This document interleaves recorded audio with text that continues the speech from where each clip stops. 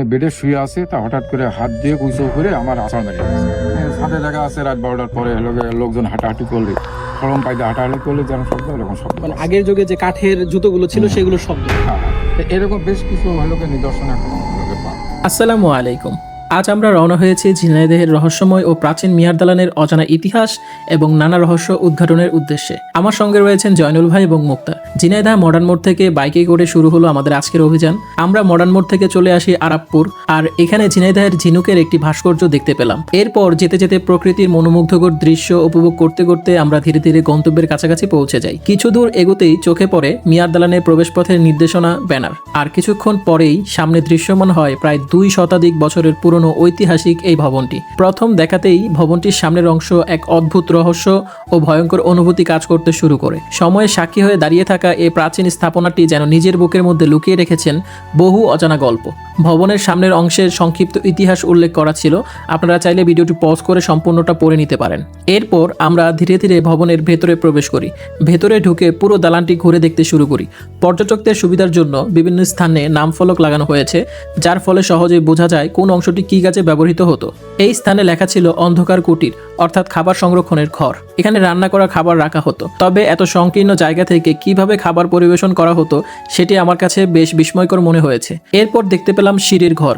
ধারণা করা হয় এখান দিয়ে উপরের তলায় যাওয়ার ব্যবস্থা ছিল, কিন্তু ভেতরে প্রবেশ করে সিঁড়ির তেমন কোনো অস্তিত্ব খুঁজে পেলাম না, বরং জায়গাটির পরিবেশ ছিল বেশ ভয়ঙ্কর।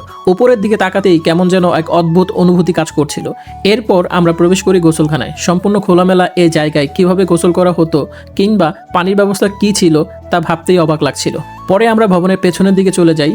আজ থেকে প্রায় 5 বছর আগে নাটকের শুটিংয়ের জন্য এখানে এসেছিলাম। তখন এখানকার কেয়ারটেকার আমাদেরকে একটি পুরনো সুড়ঙ্গ দেখিয়ে বলেছিলেন এখানে নাকি মাঝে মধ্যে ছোট বাচ্চাদের কান্নার শব্দ শোনা যায়। কৌতূহলবশত আমরা তখন মাইক্রোফোন দিয়ে পরীক্ষা করতে গিয়ে এক অদ্ভুত ঘটনার সম্মুখীন হই।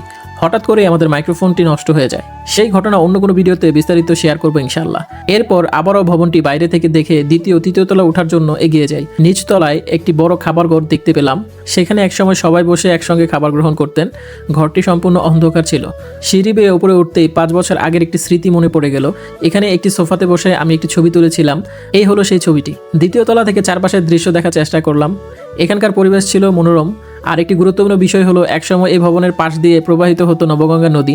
কথিত আছে এই নদী দিয়েই রাজা ও জমিদাররা এই বাড়িতে প্রবেশ করতেন, কিন্তু সময়ের পরিবর্তনে সেই নদী ও ঘাট আজ জঙ্গলে পরিবর্তন হয়েছে। এখানে কাজের লোকদের থাকার কক্ষ দেখতে পেলাম, তবে কোনটি প্রকৃতপক্ষে তাদের শয়ন কক্ষ ছিল তা বুঝে ওঠা বেশ কঠিন।